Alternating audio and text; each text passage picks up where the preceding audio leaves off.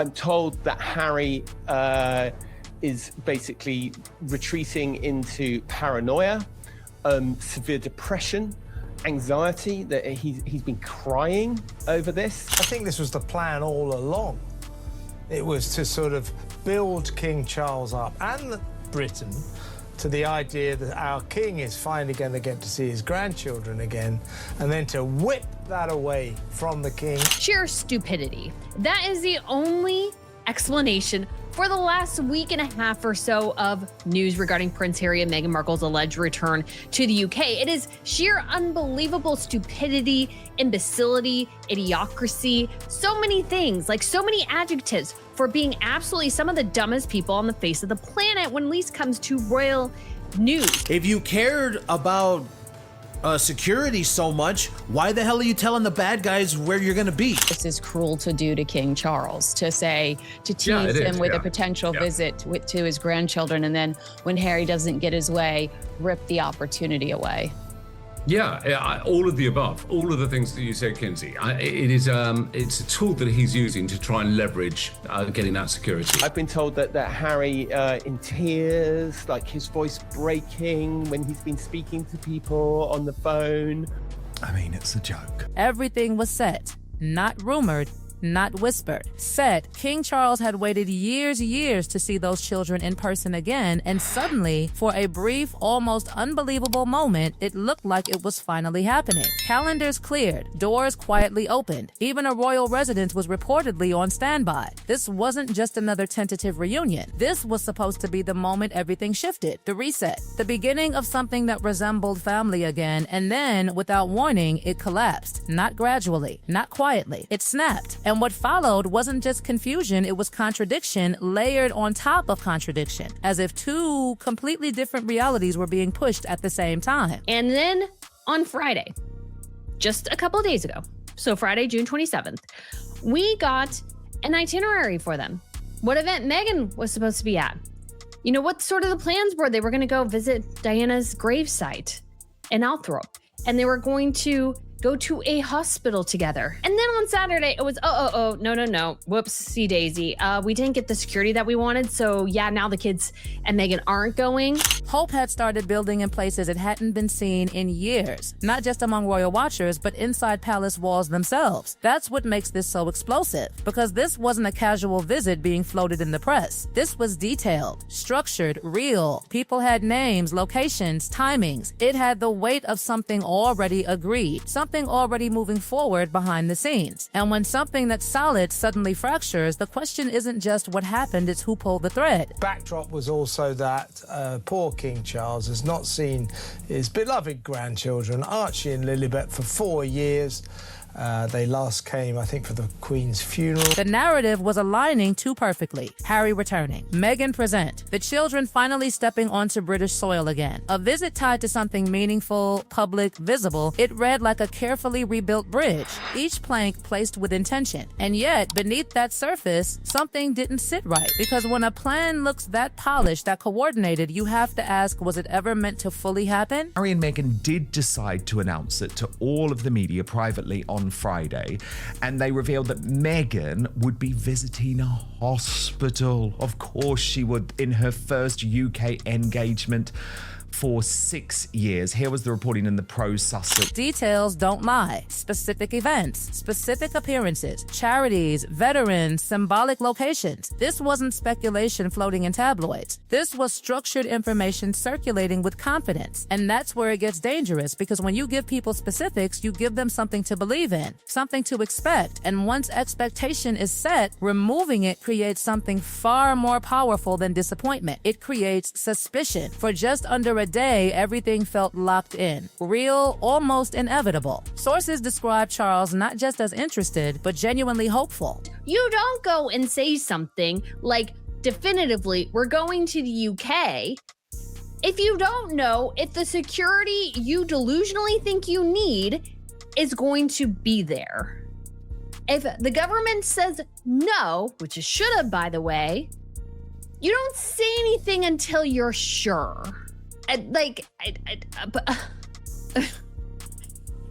if you're just going to, I think some people think Harry and Meghan just enjoy the chaos. That word matters. Hopeful. After everything, the interviews, the accusations, the distance, this looked like a small, controlled step towards something resembling peace. And then suddenly, in less than 24 hours, everything flipped. Security became the reason. Or at least that's what was said. But here's where the story fractures in a way that's impossible to ignore. Nothing about the security situation had actually changed. Not the policies, not the threat level, not the decisions already in place for years. The same conditions that existed before the visit was announced were still there after it collapsed. So how does something fall apart over a factor that never moved? That's the question insiders keep circling without answering directly. Because if the facts didn't change, then something else did. And then came the split narrative. On one side, a detailed, optimistic plan sent out, even shared internally through controlled communication channels. On the other, a sudden public shift statements about security not being sufficient, about reconsideration.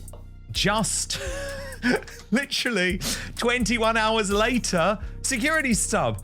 Harry may not bring Meghan and the kids to UK next month as security request rejected days after King's holiday. About hesitation. Two completely different stories emerging within hours of each other, not days. Hours, that's not miscommunication, that's collision, which leaves one uncomfortable possibility hanging in the air. Was this ever about the visit itself, or was it about what the visit could force? Because once the idea was out there, once Charles was emotionally invested in seeing his grandchildren again, the stakes changed, the pressure changed. And if the plan was to create that pressure first and reveal the obstacle second, then the entire sequence starts to look less like a breakdown and more like a setup. And if that's true, then this wasn't a failed reunion. And this is where the story stops being about logistics and starts becoming something far more revealing. Because if nothing changed on paper, then the chaos we're watching didn't come from circumstance, it came from intention. The security narrative didn't evolve. It appeared, fully formed, dropped into the story at the exact moment it would cause maximum disruption. And suddenly, what looked like a reunion became a standoff. What looked like hope became leverage. And people started asking the question nobody inside the palace wanted to say out loud: who benefits from this falling apart? Because here's the detail that refuses to stay quiet. The structure of how this unfolded follows a pattern. First, the announcement. Carefully timed, detailed enough to feel real, emotional enough to pull attention. Then the silence just long enough for anticipation to build, for headlines to settle, for Charles himself to feel the weight of it. And then, almost surgically, the reversal. Security rejected. Plans uncertain. Children not coming. It's not just the collapse that's suspicious, it's the timing of it. And once that pattern is seen, it's impossible to unsee. Because this isn't the first time something like this has happened. High-profile announcements that disintegrate within days. Trips that shift shape after they've already been sold to the public. Narratives that move faster than facts can catch up. At some point, coincidence stops being believable. And what replaces it is something far more calculated, a strategy that thrives on emotional reaction, on pressure, on forcing responses from people who are already cornered by their roles. And that's where King Charles finds himself now, not just as a monarch bound by rules he cannot break, but as a father trapped inside a situation he cannot control. Because no matter how personal this becomes, the one thing he cannot do is intervene where it matters most. Security isn't his decision. It never was. It sits with systems designed specifically to prevent influence, to stop emotion from overriding protocol. So even if he wanted to fix this, really fix it, he physically can't. And that's the cruelest part of all. The pressure is aimed directly at him, but the solution is completely out of his hands, which raises a darker possibility. What if that limitation was always part of the plan? Because applying pressure to someone who cannot respond creates only one outcome: frustration. Silence, distance, and the longer that silence stretches, the easier it becomes to shape the narrative around it, to suggest absence,